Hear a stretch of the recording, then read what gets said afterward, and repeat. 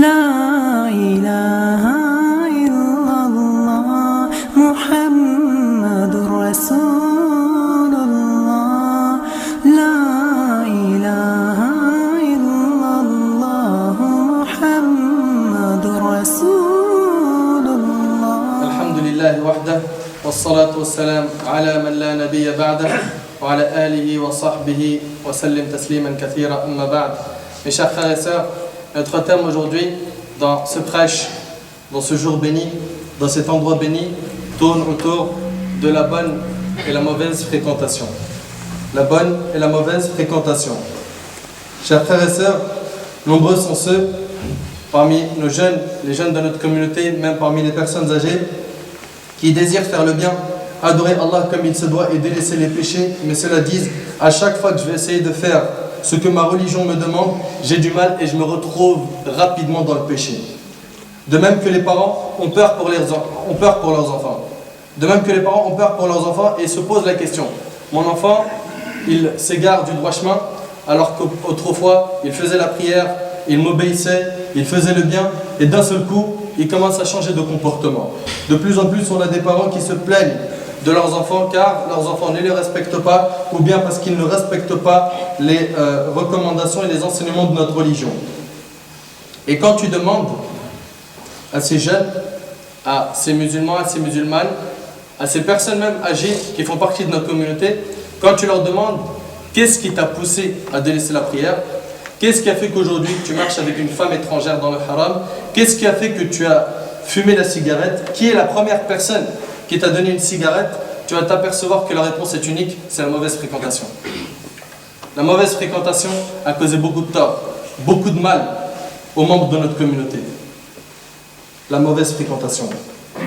Le prophète alayhi salatu wassalam, comme vous le savez, n'a pas laissé un bien sans nous montrer et il n'a pas laissé un mal sans nous avertir de ce mal. Et il nous a avertis quant à la fréquentation. Dans le hadith qui est rapporté par l'imam Ahmed, le prophète alayhi salatu wassalam a dit, c'est le hadith d'Abi Huraira, le prophète alayhi salatu wassalam a dit, l'homme a la religion de son ami intime. Prenez garde de bien choisir vos amis. L'homme a la religion de son ami intime. Sache que c'est ton meilleur ami. Il est dans la religion, bi'idhnillah, tu seras dans la religion. S'il n'est pas dans la religion, il va te tirer. Car comme le disent les ulama, as-sahib sahib. Le compagnon accompagne. Soit il va t'accompagner dans le chemin de la droiture, soit dans le chemin de l'égarement. Donc, prends en considération cette recommandation prophétique où le prophète alayhi salatu wassalam, il nous dit, prenez garde de bien choisir vos amis. Si ton meilleur ami, il est à la mosquée tout le temps et il fait la prière, tu vas le suivre. Si ton meilleur ami est quelqu'un qui est insouciant et qui délaisse les ordres d'Allah tabaraka wa ta'ala, tu vas le suivre. Si ton meilleur ami est quelqu'un de pervers, de corrompu et qui appelle à la corruption, tu vas le suivre. Et le prophète alayhi salatu wassalam a dit dans le hadith d'Abi Huraira, encore une fois, et c'est rapporté par l'imam al-Bukhari et Muslim, un Nabi alayhi salatu wassalam il dit, le cas du bon compagnon et du mauvais compagnon ressemble à celui du vendeur de musc, celui qui vend le parfum, et du soufflet et du souffleur du soufflet, le forgeron.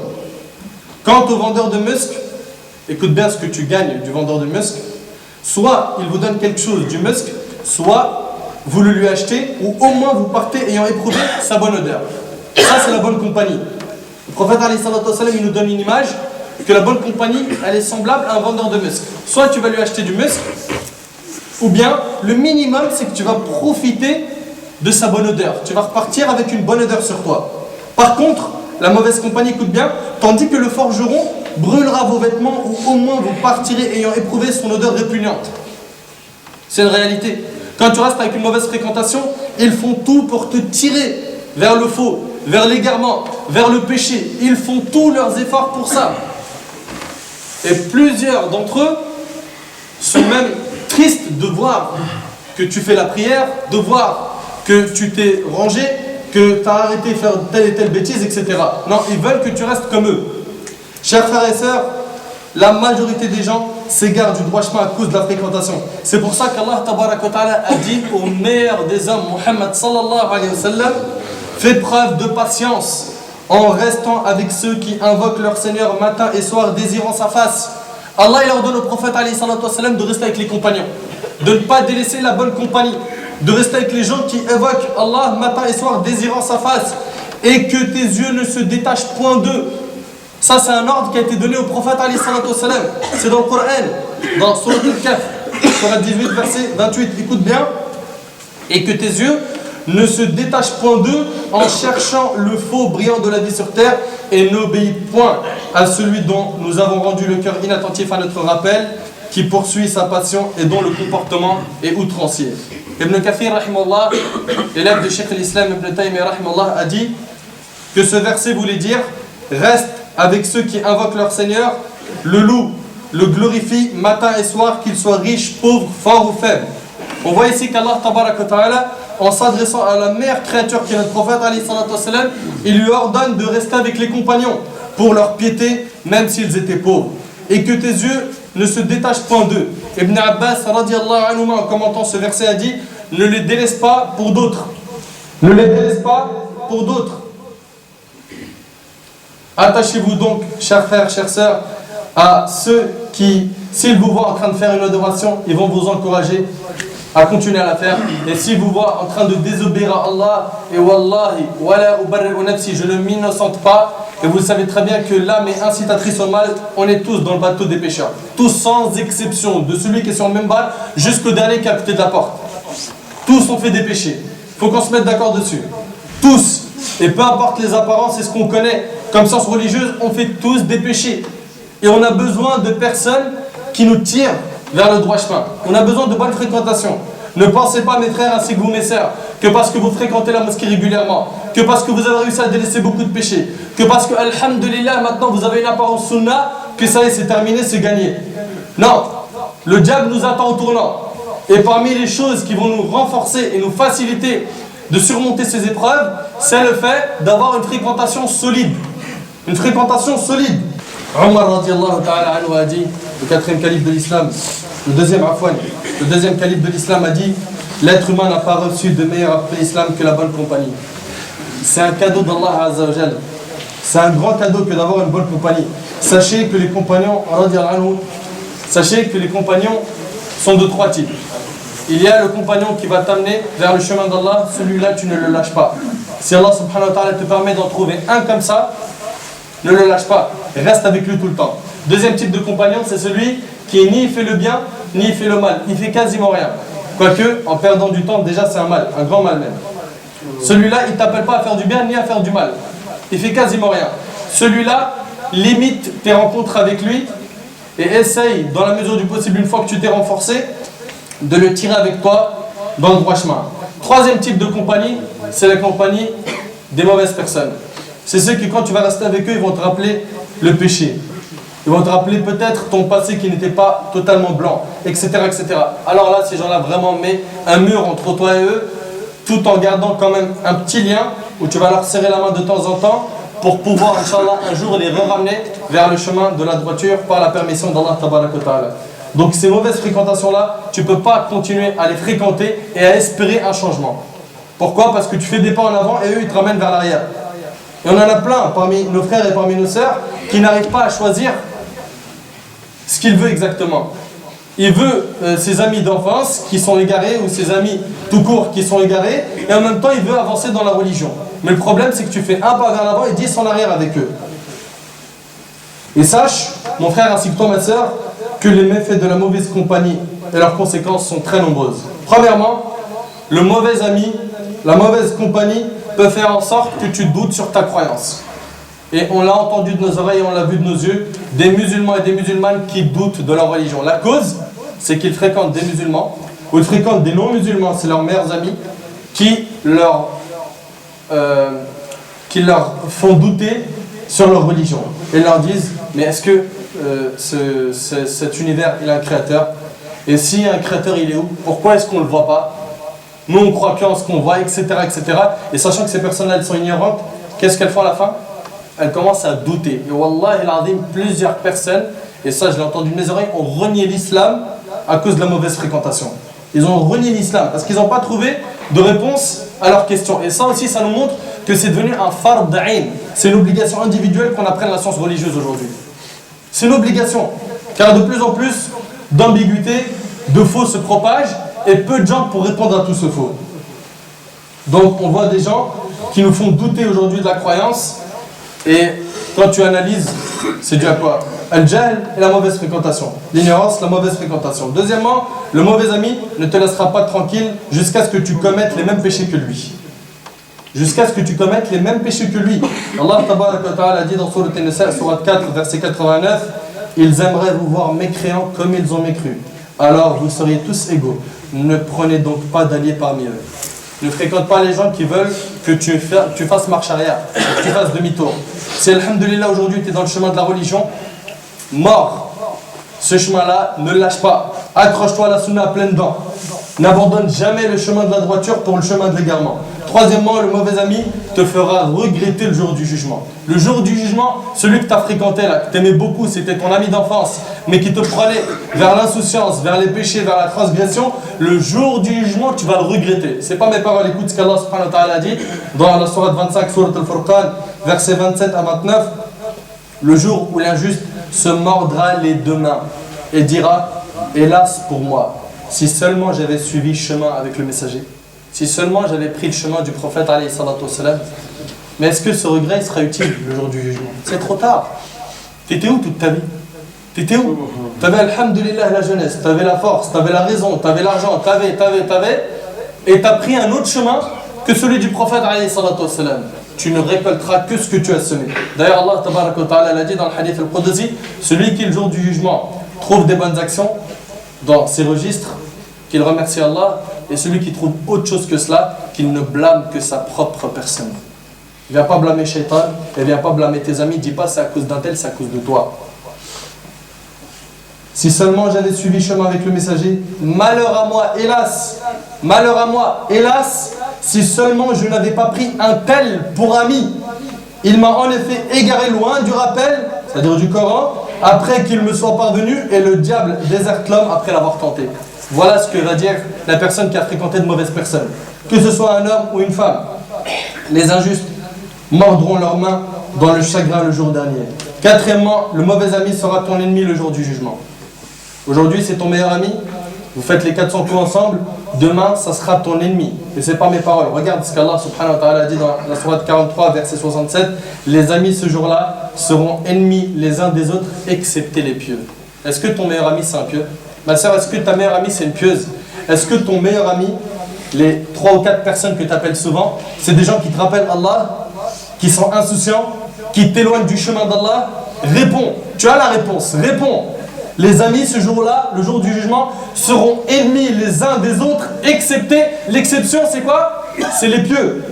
Cinquièmement, le mauvais ami ne te rappellera que les péchés et t'éloignera d'Allah Azza wa Jal. Sixièmement, le mauvais ami peut être la cause de ta mort de la pire des manières, et les histoires à ce sujet, comme vous le savez, sont très nombreuses. Combien sont ceux qui sont sortis pour aller dans des boîtes de nuit ou des chichas ou des cafés ou des bars et qui étant en voiture avec la musique à fond, accident de voiture, il y en a un parmi eux qui meurt. La cause de cette mauvaise mort, c'est la mauvaise compagnie. Et généralement, quand il arrive un grand choc comme celui-là, où certains restent vivants alors que d'autres meurent, les autres se repentent. Et lui, miskin, son sort, il est entre les mains d'Allah Azza wa Jal. Bien sûr, nous, on ne va pas dire il va aller en enfer ou il va aller au paradis. Si c'est un musulman, il est sous la volonté divine. Si Allah subhanahu wa ta'ala le souhaite, il le pardonne, et s'il le souhaite, il le châtie. Par contre, la bonne compagnie, si tu fréquentes des gens bien, des gens qui viennent à la mosquée, des gens qui ont de la lumière sur le visage, qui ont, alhamdulillah, la foi, qui eux apprennent le Coran, apprennent l'arabe, qui, parmi nos sœurs, elles ne s'exhibent pas, elles portent un vêtement ample, le hijab de Khadija radiyallahu anha, le hijab de Aïcha radiyallahu anha, etc. Si tu as une bonne fréquentation, tu fréquentes des gens pieux, là, tu es gagnant ici-bas et dans l'au-delà. Premièrement, tu seras heureux de l'avoir comme ami le jour du jugement, car tu seras ressuscité avec ceux que tu aimes. Tu seras ressuscité avec ceux que tu aimes. L'imam al-Bukhari et Muslim rapporte que Abdullah ibn Mas'ud radiyallahu anhu a dit: un homme est venu dire au prophète sallallahu alayhi wa sallam, que dis-tu d'un homme qui aime des gens mais qui n'a pas pu les rejoindre? Il aime des gens mais il n'a pas pu les rejoindre. Le prophète alayhi wa sallam répondit: on sera avec ceux qu'on aime.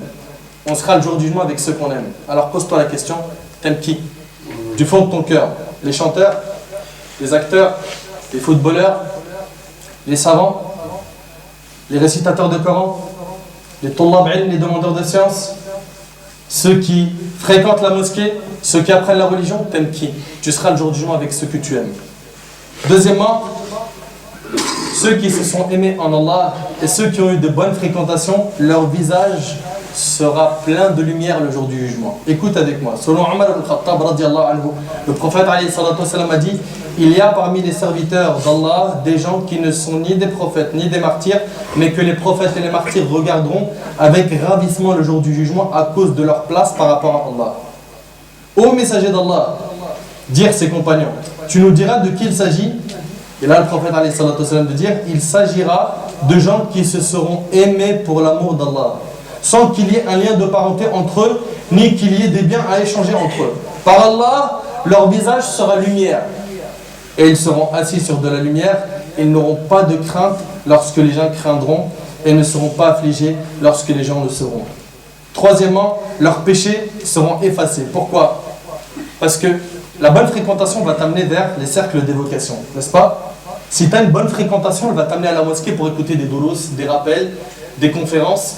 Et on le sait très bien que quand on écoute un rappel, qu'est-ce qui se passe? Les anges nous entourent, la miséricorde d'Allah tabaraka wa ta'ala descend, nous enveloppe, et Allah tabaraka wa ta'ala prend les anges pour témoins à la fin de l'assemblée en leur disant: je vous prends pour témoin que je leur ai pardonné leurs péchés. Donc en fréquentant de bonnes personnes, tu garantis bi'idhnillah aussi que tes péchés commenceront à s'effacer bi'idhnillah. Quatrièmement, ils seront sous l'ombre du trône d'Allah le jour du jugement. Le prophète alayhi salatu wa salam, dans le hadith qui est rapporté par Muslim, dit qu'Allah tabaraka wa ta'ala dira le jour du jugement: où sont ceux qui se sont aimés en mon nom glorieux? Aujourd'hui je les ombrage de mon ombre, le jour où il n'y a d'ombre que la mienne. Cinquièmement, ils bénéficieront de l'amour d'Allah sur eux. Allah subhanahu wa ta'ala, il va t'aimer si tu fréquentes de bonnes personnes. Allah azza wa jalla, il va t'aimer. Et si Allah subhanahu wa ta'ala il t'aime, tu as tout gagné. Tu as tout gagné ici-bas et dans l'au-delà. L'imam Malik a rapporté dans son Muwatta, d'après Mu'adh ibn Jabal radiallahu anhu, où il a dit qu'il a entendu le prophète alayhi salatu wa salam dire qu'Allah azza wa jalla a dit: mon amour est garanti à ceux qui s'aiment en moi. Écoute bien, mon amour est garanti à ceux qui s'aiment en moi, à ceux qui se réunissent pour moi, à ceux qui se dépensent mutuellement pour moi et à ceux qui se dévouent mutuellement pour moi. Sixièmement, la bonne compagnie a parmi ses bienfaits qu'elle touche les musulmans et même les non-musulmans, sachant qu'ils s'aiment, s'entraident, se respectent et montrent la bonne image.